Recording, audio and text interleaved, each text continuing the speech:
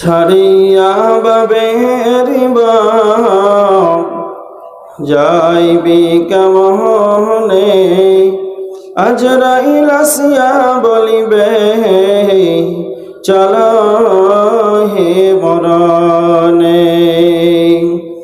ছাড়িয়া বাবেরি বাপ যাইবি কেমনে, আজরাইল আসিয়া বলিবে চল হে মরণে। ডানিতে কাঁদিবে মাতা, বামিতে পরম পিতা, পদতলে প্রিয়সী অঝর নয়নে। ছাড়িয়া বাবেরি বাপ যাইবি কেমনে, আজরাইল আসিয়া বলিবে চল হে মরণে। আত্মীয় স্বজন সবে শিবির সরজন ডরাবে, আত্মীয় স্বজন সবে শিবির সরজন ডরাবে, তবু না পারিবে কেহ বাঁচাতে মরণে।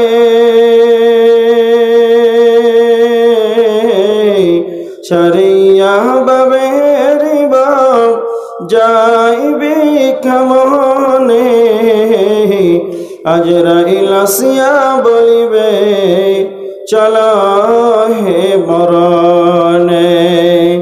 অপর লোক গোসল দিবে, কাঁধে করে লইয়া যাবে, অপর লোক ঘোষণা দিবে, কাঁধে করে লইয়া যাবে, কবর শ্মশানে।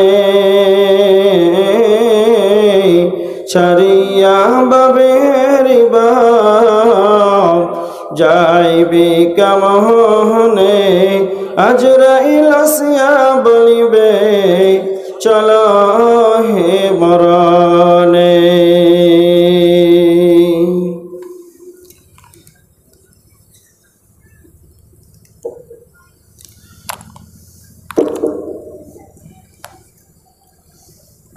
সম্মানীয় শ্রদ্ধেয় সুযোগ্য আজকের সভার সভাপতি, স্টেজে উপস্থিত অন্যান্য ওলামা ইকরাম, সামনে উপস্থিত দিনদার ইমানদার পরেশগার মুসল্লিন ইকরাম, পর্দার আড়ালে অবলা সরলা শূন্যওয়ালী মা ও বোনেরা, সংক্ষিপ্ত প্রশংসা সেই মহান মুনিবের, সেই মহান সত্তার সমস্ত তারিফ। তিনি প্রশংসার দাবি রাখেন তিনি আল্লাহ, তিনি হায়াত মওতের মালিক, তিনি একচ্ছত্রের মালিক। তার প্রশংসা করে কেউ শেষ করতে পারেনি, আমরাও পারব না। তাই সংক্ষিপ্ত প্রশংসার গভীর রজনীতে আমরা জোরে একবার আল্লাহর শুকরিয়া আদায় করি, উঁচু কণ্ঠে উচ্চ স্বরে বলি একবার আলহামদুলিল্লাহ। জোরে বলেন আলহামদুলিল্লাহ। তারপরে পরে আমাদের ধর্মের গুরু, কর্মের নেতা, নিষ্পাপ নিষ্কলঙ্ক মহাপুরুষ, মহা নির্ভেজাল বৈজ্ঞানিক, 570 খ্রিস্টাব্দে মা আমিনার গর্ভে মক্কা নগরে মা আমিনার লাল নবী মক্কি, নবী মাদানী, নবী মুহাম্মদ রাসূলুল্লাহ সাল্লাল্লাহু আলাইহি ওয়াসাল্লামের প্রতি শতকোটি শান্তির ধারা বিবর্ষিত হোক। আল্লাহুম্মা সাল্লি আলাইহি আল্লাহুম্মা বারিক আলাইক। আপনাদের সম্মুখে কোরআন থেকে কয়েকটি আয়াত, তিরমিজি শরীফের একটা হাদিস পাঠ করেছি। সেই আয়াত এবং হাদিসকে সামনে রেখে আজকে বক্তব্যের বিষয় হবে হায়াত ও মৌত। হায়াত ও মৌত, হায়াত মৌত এটা আরবি শব্দ।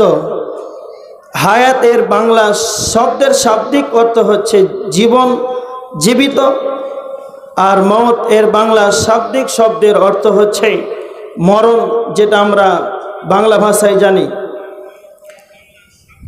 আজকে আপনাদের সম্মুখে একটা গুরুত্বপূর্ণ আলোচনা।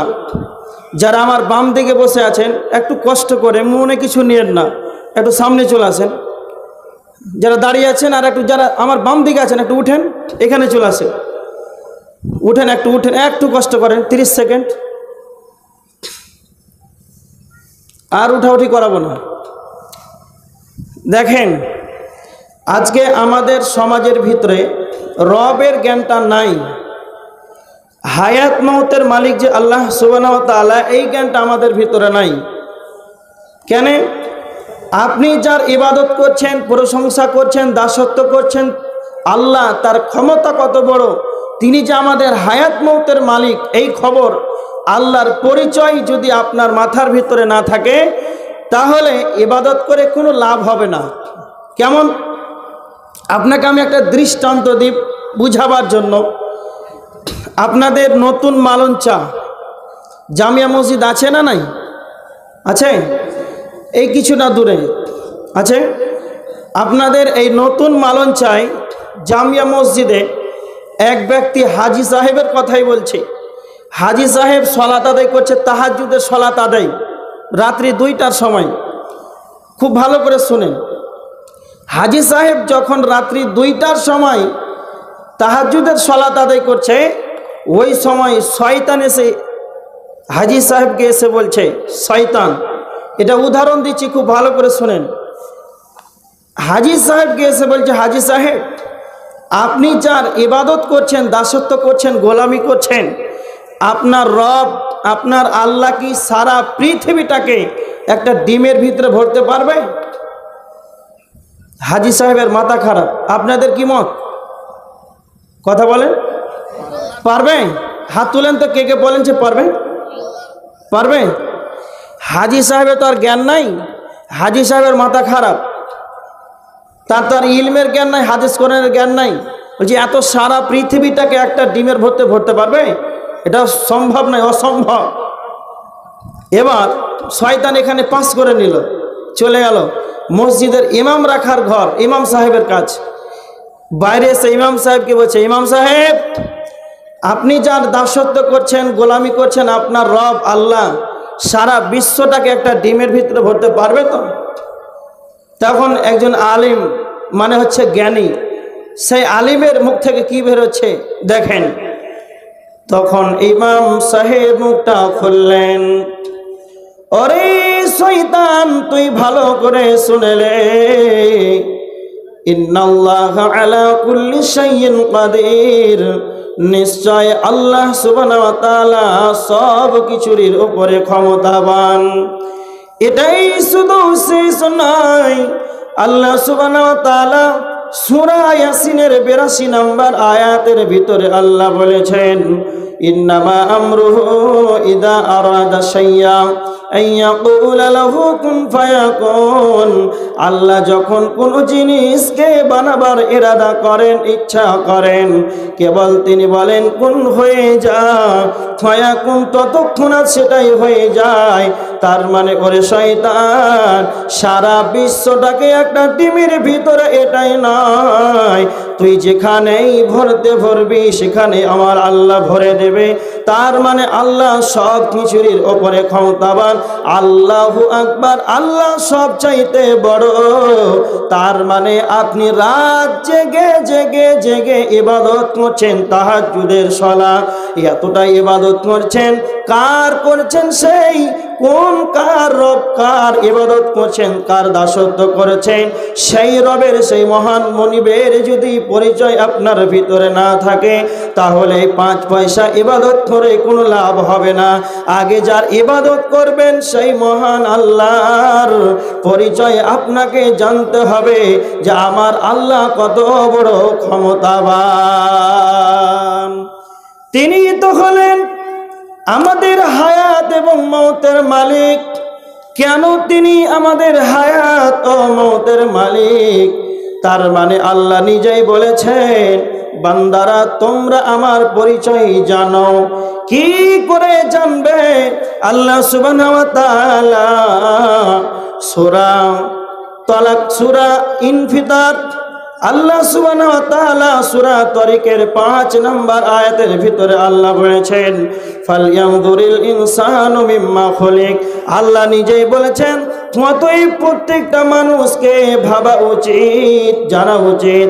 আল্লাহ বলেছেন প্রত্যেকটা মানুষকে শিক্ষা নেওয়া উচিত, জানা উচিত। মিম্মা খুলিক, সে কি বস্তু থেকে সৃষ্টি হয়েছে। তার মানে যদি আপনার নিজের জন্মসূত্র যদি আপনি নিজেই জানেন, তাহলে আপনি আল্লাহর পরিচয় তাড়াতাড়ি খুঁজে পেয়ে যাবেন। আল্লাহ সুবহানাহু ওয়া তাআলা সূরা আলাকের 2 নম্বর আয়াতের ভিতরে আল্লাহ বলেছেন, খালাকাল ইনসানা মিন আলাক। আল্লাহ বলেছেন আমি মানুষকে সৃষ্টি করেছি রক্তবিন্দু থেকে, আমি আল্লাহ মানুষকে সৃষ্টি করেছি। এটাই শুধু শেষ নয়, আল্লাহ সুবহানাহু ওয়া তাআলা বলেছেন সূরা দাহারের 2 নম্বর আয়াতের ভিতরে আল্লাহ বলেছেন, ইন্না খালাকনাল ইনসানা মিন নুতফা। আল্লাহ বলেছেন নিশ্চয় আমি মানুষকে সৃষ্টি করেছি নুতফা থেকে, শুক্রাণু থেকে আমি আল্লাহ মানুষকে বানিয়েছি। শুক্রাণুকে, যেটা বীর্য, বাংলা ভাষায় তাকে বীর্য বলা হয়, আরবিতে তাকে নুতফা বলা হয়। আমার আল্লাহ কেন সৃষ্টির সূচনা কেন জানতে বললেন? যদি আপনার নিজের সৃষ্টির সূচনা জানেন, যেটা নাপাক বীজ, সেই শুক্রাণু থেকে মানুষের জন্ম অস্তিত্ব হয়েছে, তার মানে আমার আপনার অনস্তিত্ব থেকে এই শুক্রাণু থেকে আমার আল্লাহ অস্তিত্ব দিয়েছেন। এবার দেখেন এই শুক্রাণু, এটা হলো পানি, কেমন একটা নাপাক বস্তু, যেটা পুরুষ এবং মহিলা মিলামিশা করার পর যখন বেরিয়ে যায়, এদের ফরজ গোসল ছাড়া কোনো উপায় রবে না, সালাত আদায় করতে পাবে না, কোরআন তেলাওয়াত করতে পাবে না। তার মানে এমন একটা নাপাক বস্তু থেকে আমার আল্লাহ মানুষকে সৃষ্টি করেছেন। আমার আল্লাহ কেন সৃষ্টির সূচনা জানতে বললে? সারা পৃথিবীতে যারা ছবি অঙ্কন করে, এদেরকে বাংলা ভাষায় এদেরকে আর্টিস্ট বলা হয়। তার মানে পৃথিবীর বুকে যারা ছবি অঙ্কন করে, আমি আব্দুল কাইয়ুম, আমাকে যদি এখানে দাঁড় করে দেন, একটা গরুকে যদি দাঁড় করে দেন, একটা হাতিকে যদি দাঁড় করে দেন, আর তাকে যদি খাতা দেন আর কলম দেন, আর যদি রঙগুলো দিয়ে দেন, আর ওইদেরকে যদি বলা হয় যারা ছবি অঙ্কন করে, তাদেরকে যদি অঙ্কন করার কারণে খাতা কলম যদি তাদেরকে দেওয়া হয়, তাহলে আমার আব্দুল কাইয়ুমের মাথা থেকে পা পর্যন্ত আমাকে দেখে দেখে অঙ্কন করতে পারবে। আমার মাথা থেকে পা পর্যন্ত দেখে দেখে আমাকে আমার ছবি অঙ্কন করে দেবে। কিন্তু সারা পৃথিবীর বুকে কোনো আর্টিস্ট নাই, সারা পৃথিবীর বুকে এমন কোনো ছবি অঙ্কন করেনেওয়ালা নাই। তাকে নদীর ধারে নিয়ে চলে যান, তাকে পুকুরের ধারে নিয়ে চলে যান, আর নদীর ধারে গিয়ে ওই আর্টিস্টকে যে ছবি অঙ্কন করে, তাকে যদি নদীর ধারে দাঁড় করে দেন, আর আমি যদি এখানে দাঁড়িয়ে যাই, আর তাকে যদি বলা হয় আব্দুল কাইয়ুমের মাথা থেকে পা পর্যন্ত তুমি পানিতে ছবি অঙ্কন করে দাও, সারা পৃথিবীর যত ছবি অঙ্কন করেনেওয়ালা আছে সবাই ফেলিওর হয়ে যাবে। পানিতে আমার ছবিটাকে অঙ্কন করার কারো কোনো ক্ষমতা নাই। সারা পৃথিবীর যতগুলো ছবি অঙ্কন করেনেওয়ালা আছে সকলেই ফেল হয়ে যাবে। এই জন্য আমার আল্লাহ বলছেন, বান্দারে তোমার সৃষ্টির সূচনা দেখো, তুমি তোমার রবের পরিচয় তুমি পেয়ে যাবে। কেমন করে আমার আল্লাহ তোমাকে সেই শুক্রাণু, সেই নাপাক পানি থেকে, সেই পানি থেকে তোমার এত সুন্দর আকৃতি দিয়েছে, পা থেকে মাথা পর্যন্ত সেই পানি থেকে এত সুন্দর আকৃতি আমার আল্লাহ দিয়েছেন। আল্লাহ এত সুন্দর করে মানুষকে সৃষ্টি করেছেন। আল্লাহ মানুষকে সুন্দর করে সৃষ্টি করার ব্যাপারে 4 বার কসম খেয়েছেন। সূরা 3-এর 1, 2, 3, 4, 5 নম্বর আয়াতের ভিতরে আল্লাহ বলেছেন, ওয়াত্তিনি ওয়াজ্জাইতুনি ওয়াতুরি সিনিন ওয়া হাদাল বালাদিল আমিন। আল্লাহ তুর পাহাড়ের কসম খেয়েছেন, ডুমুর ফলের কসম খেয়েছেন, সেই মক্কা শহরের কসম খেয়েছেন। আল্লাহ তিনবার চারবার কসম খেয়ে আমার আল্লাহ বলেছেন, লাকাদ খালাকনাল ইনসানা ফি আহসানি তাকওয়িম। আল্লাহ সূরা 3 4 নম্বর আয়াতের ভিতরে আল্লাহ বলেছেন, আমি মানুষকে সুন্দর আকৃতিতে, সুন্দর আবয়ন দিয়ে আমি আল্লাহ মানুষকে সৃষ্টি করেছি। তার মানে আল্লাহ কেন সৃষ্টির সূচনা জানতে বললেন? ফালিয়ানদুরিল ইনসানু মিম্মা খলিক। কেন আমার আল্লাহ বললেন প্রত্যেক মানুষকে ভাবা উচিত, চিন্তা ভাবনা করা উচিত সে কি বস্তু থেকে সৃষ্টি হয়েছে। যদি তার পরিচয়, রবের পরিচয় সে পেয়ে যাবে, যদি তার সৃষ্টির সূচনা জানতে পারে।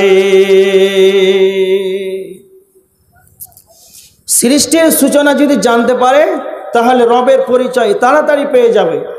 এই কারণেই আগে সৃষ্টির সূচনা আপনি আগে ভালো করে দেখেন। মাইকম্যান আছে,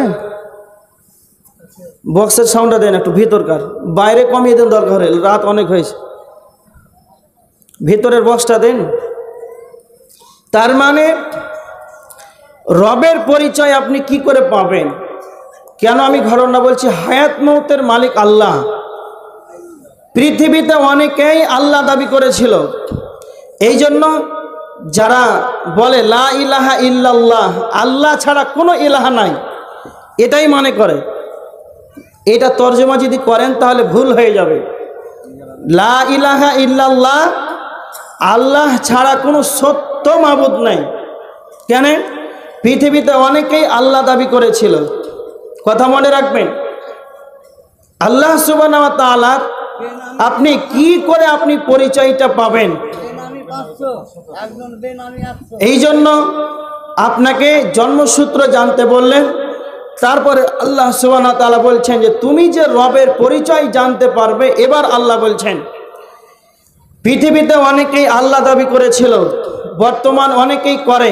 এর প্রমাণ দেখেন, যখন হযরতে ইব্রাহিম আলাইহিস সালাতু ওয়াস সালাম, হযরতে ইব্রাহিম আলাইহিস সালাতু ওয়াস সালাম যখন পৃথিবীতে যখন এসেছিলেন, সেই জামানার বাদশা ছিলেন নমরুদ।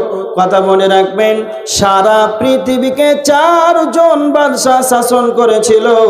এটা হলো আমাদের ভারতবর্ষ, তারপরে আমাদের পার্শ্ববর্তী দেশ বাংলাদেশ, চায়না, উত্তর কোরিয়া, সুইজারল্যান্ড, আইল্যান্ড, থাইল্যান্ড, এক একটা দেশ রয়েছে, এক একটা দেশের এক একজন প্রেসিডেন্ট, প্রধানমন্ত্রী রয়েছে। কিন্তু এমন একটা যুগ পার হয়ে গিয়েছে, এমন একটা জামানা চলে গিয়েছে, তাফসীর ইবনে কাসিরের ভিতরে এসেছে যে সারা বিশ্বকে 4 জন বাদশা শাসন করেছিল। একটা বাদশাতে সারা পৃথিবীকে বাদশা ছিল। এইরকম 4টা বাদশা ছিল। 2 জন ছিলেন মুসলমান আর 2 জন ছিলেন কাফের। এক মুসলমান 2 জনের নাম হলো, একজনের নাম হলো সুলাইমান ইবনে দাউদ আলাইহিস সালাতু ওয়াস সালাম, দ্বিতীয় জনের নাম হলেন জুলকারনাইন। আর 2 জন কাফের নাম, একজনের নাম হলো নমরুদ আর অপরজনের নাম হলো বাখনাসার। আমি কেন ঘটনাটি আনলাম? সারা পৃথিবীর বাদশা ছিলেন নমরুদ।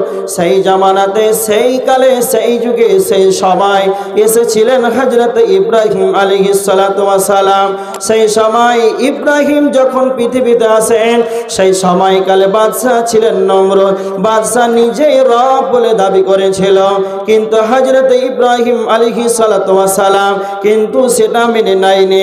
এর প্রমাণ আল্লাহ নিজেই বলেছেন কোরআনে, সূরা বাকারার 258 নম্বর আয়াত, ইদ ক্বালা ইব্রাহিম রাব্বিয়াল্লাযী ইউহয়ী ওয়া ইউমীত।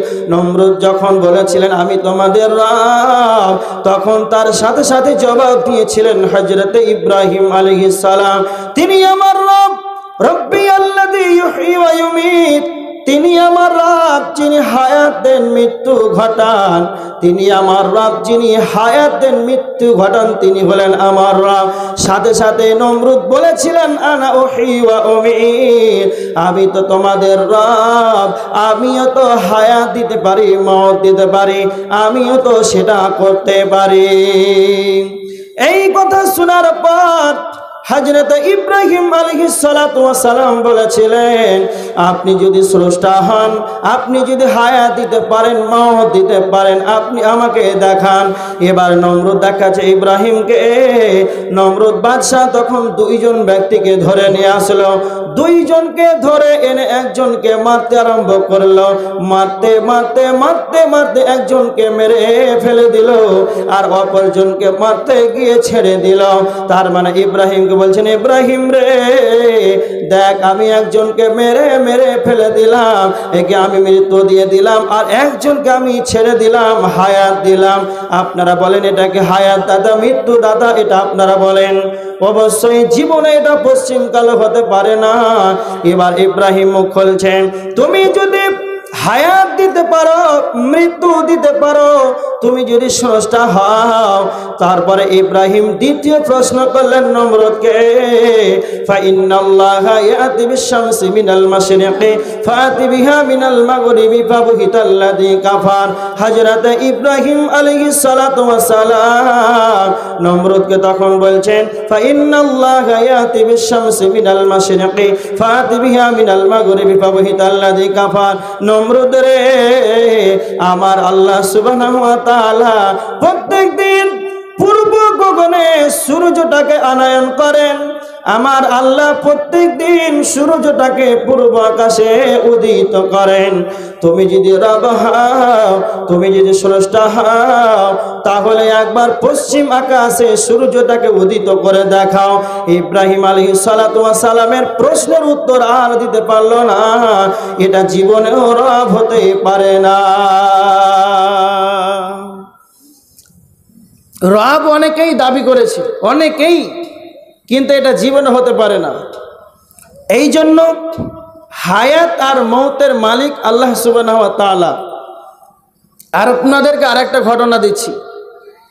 হযরত ইব্রাহিম আলাইহিস সালাতু ওয়াস সালাম এমন একজন নবী, যিনি আল্লাহকে বলছে, আল্লাহ রব্বি, হে আমার রব, আরেনি, আপনি আমাকে দেখান, কাইফা তুহিল মাউতা, আপনি কি করে মৃতকে, মুর্দাকে জীবিত করতে পারেন।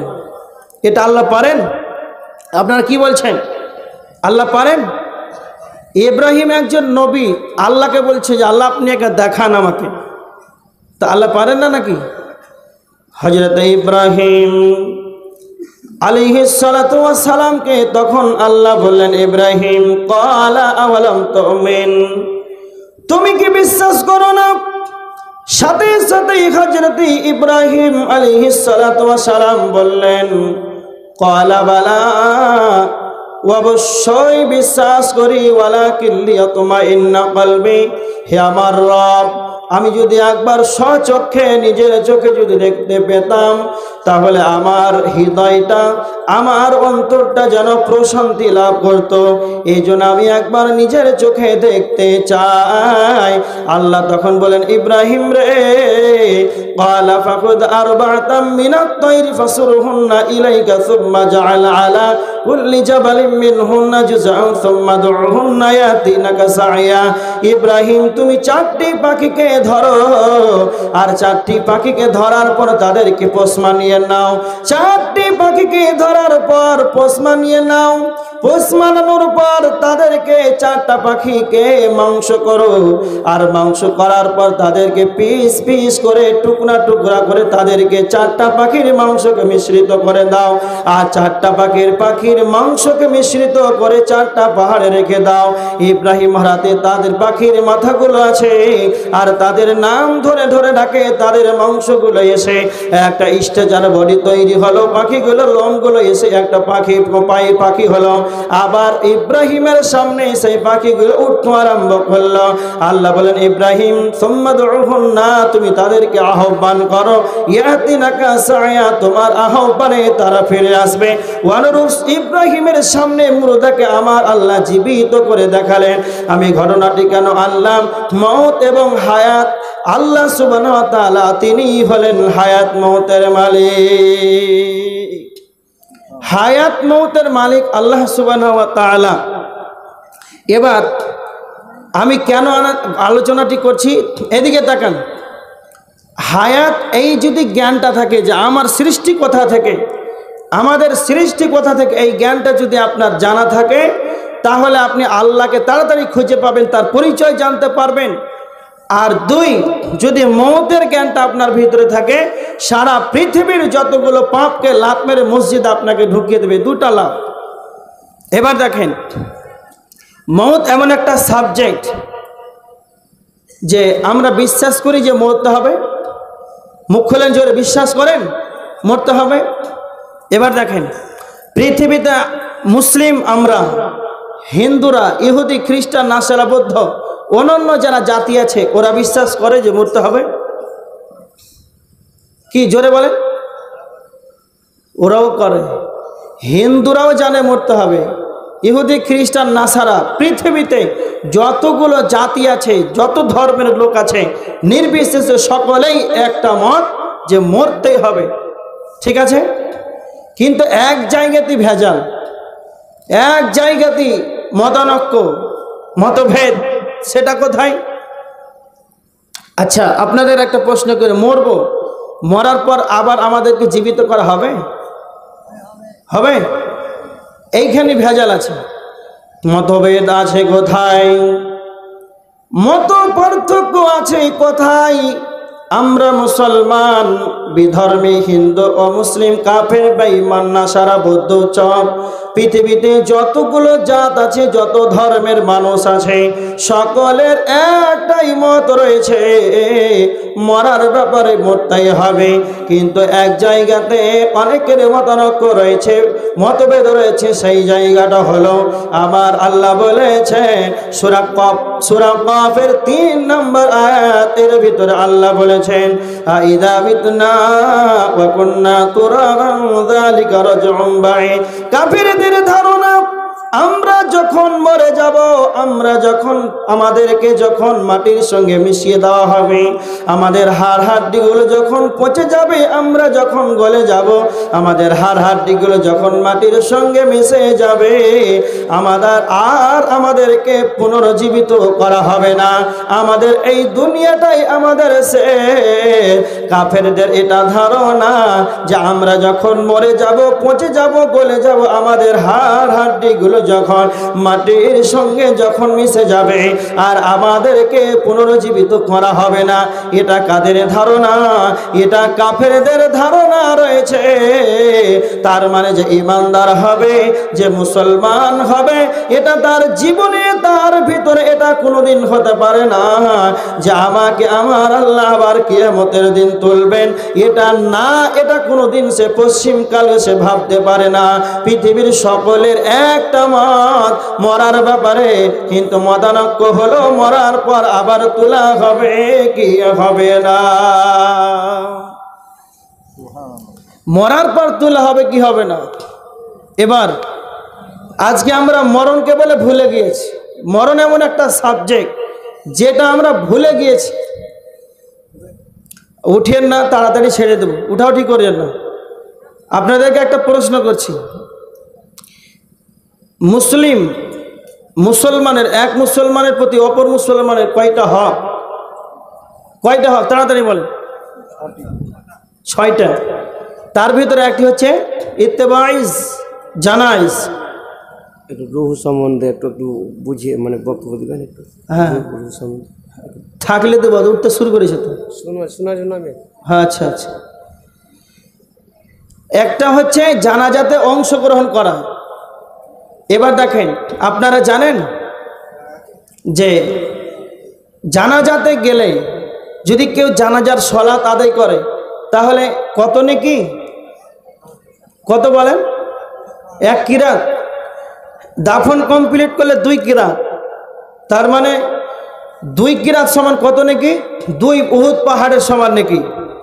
এতটা নেকি। মুসলিমদের ভিতরে জানাজাই যদি যান তাহলে দাফন কমপ্লিট করলে 2 কিরাত, 2 পাহাড়ের সমান নেকি। এতটা সওয়াব। এতটা সওয়াব কেন?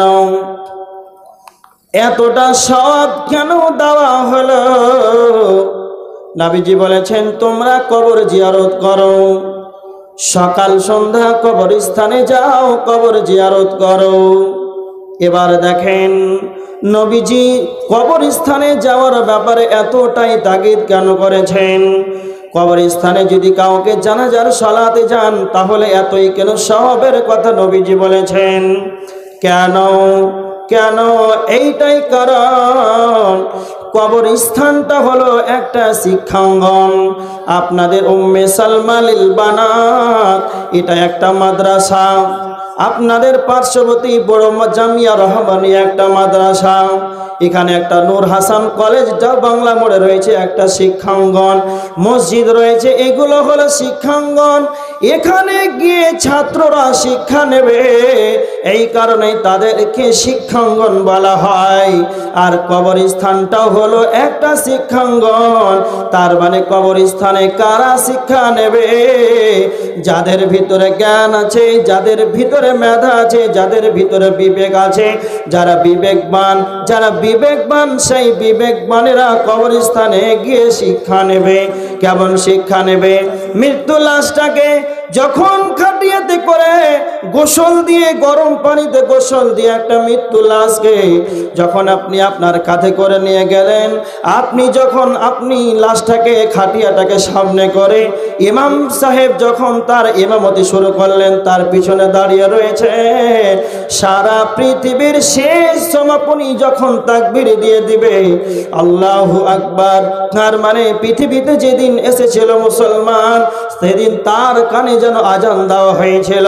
আবার যখন পৃথিবী থেকে যেদিন চলে যাবে, পৃথিবীর সর্বশেষ যখন সমাপনী দিয়ে দেবে, তখন আবার তাকে সমাপনীর শেষ আল্লাহু আকবার তাকবীর বলে দেবে। তার মানে যখনই আল্লাহু আকবার বলে দিল, জানাজা যখন শুরু হয়ে গেল, পৃথিবীর সমাপনী তাকে দেওয়া হলো। আপনি যদি বিবেকবান হন তাহলে আপনার বিবেকে কি কাজ আসবে? তখন আপনার ফ্রেন্ড বলবে, আজকে একজন আমার চাচাতো ভাই, একজন ফুফাতো ভাই, একজন আমার আব্বা আমার চাচাকে একজন আমি সামনে করে দাফন করে আল্লাহু আকবার শেষ সমাপনী পড়ে নিলাম। এরকম ভাবে আমাকে একদিন খাটিয়াতে চলে আসতে হবে, আমাকে একদিন মরে যেতে হবে। এবার যখন 3 মুষ্টি মাটি যখন কবরে দিয়ে দিলেন, পাটাতন বিছে মাটি যখন দিয়ে যখন বাড়ি চলে আসবে, যখন আপনি দোয়া পড়ছেন কবরবাসীদের জন্য, তখন আপনার বিবেক হলে আসবে এই মানুষটা, এই ব্যক্তিটা আমার পার্শ্ববর্তী এলাকায় আমার মালঞ্চায় জামিয়া রহমানিয়াতে আমরা 2 বন্ধু একই সঙ্গে জলসা শুনতে গিয়েছিলাম, আমরা 2 বন্ধু একই সঙ্গে জুমার খুতবা শুনেছিলাম, আমরা 2 বন্ধু একই সঙ্গে চা খেয়েছিলাম, যেখানে গিয়েছিলাম সেখানে আমরা 2 বন্ধু একত্রিত ছিলাম, কিন্তু তার রূহটা নাই, তার আত্মাটি নাই। এই কারণে আমি তাকে নিরত্ন করে কবরস্থানে রেখে দিলাম। এই কবরস্থানে তাকে আমি রেখে চলে গেলাম। এমন একটি জায়গা 3.5 হাত দূরে, 3.5 হাত গর্তের ভিতরে, যেই জায়গাতে আমার আব্বাকে, আমার স্ত্রীকে, আমার সন্তানদেরকে রেখে দিলাম, সেখানকার খবর কোনো আসবে না, সেখানকার খবর যাবে না, এমন একটা জায়গাতে রেখে দিলাম। তো যাদের বিবেক আছে, যাদের চেতনা আছে, যাদের জ্ঞান আছে, তারা কবরস্থানে গিয়ে শিক্ষা নেবে। এর জন্য আমার নবীজি বলেছেন, তিরমিজি শরীফের হাদিস, আন আবি হুরায়রা قال قال رسول الله সাল্লাল্লাহু আলাইহি ওয়াসাল্লাম, আবু হুরায়রা বর্ণনা করেছেন, আল্লাহর নবী বলেছেন, কাসিরু যিকরা, তোমরা বেশি বেশি মরণকে স্মরণ করো। এবার দেখেন অন্যত্রে আরেকটি হাদিসে, ইবনে মাজাহ শরীফের হাদিস 4259 নাম্বার হাদিস, আল্লাহর নবীর কাছে এক সাহাবী এসে প্রশ্ন করলেন, ইয়া রাসূলুল্লাহ, আল্লাহর নবী আপনি বলেন। আল্লাহর নবীর কাছে এক সাহাবী এসে প্রশ্ন করলেন, আল্লাহর নবী ফাআইয়ুল মুমিনিনা আকিয়াসু, আল্লাহর নবী আপনি বলেন সব চাইতে বুদ্ধিমান মুমিনকে? আল্লাহর নবী তখন বললেন, আকসারহুম লিল মাউত যিকরা, যে ব্যক্তি বেশি বেশি করে মরণকে স্মরণ করে, যে বেশি বেশি করে মরণকে স্মরণ করে, সেই হলো বুদ্ধিমান মুমিন। আর যে ব্যক্তি মরণকে স্মরণ করার পর আর তারপর পরকালের জন্য প্রস্তুতি গ্রহণ করে, এই ব্যক্তি হলো সবচাইতে বুদ্ধিমান মুমিন।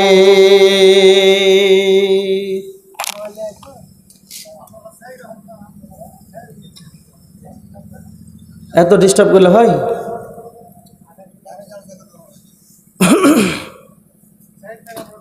এবার দেখেন, আল্লাহ রসুলের কাছে এক আনসারীদের ব্যক্তি এসে প্রশ্ন করলেন, আল্লাহ নবী ফাইয়াল মুমিন না কিয়াসো, সব চাইতে বুদ্ধিমান মুমিনটাকে? তা আল্লাহ রসুল বললেন যে আকসারুহুম লিল মাউতি যিকরা, যে বেশি মরণকে নিয়ে স্মরণ করে, বেশি বেশি মরণকে নিয়ে ভাববে, যেই জায়গাতে থাকবে সব সময় মরণটাকে নিয়ে বেশি টেনশন করবে। এরকম মানুষ আছে এলাকায়? আছে, অবশ্যই আছে। অনেক বয়স্ক মানুষকে দেখবেন, মহিলাদেরকে দেখবেন, সব সময় মরণের কথা নিয়ে ভাবে। এরকম মুমিন আছে। এরা হচ্ছে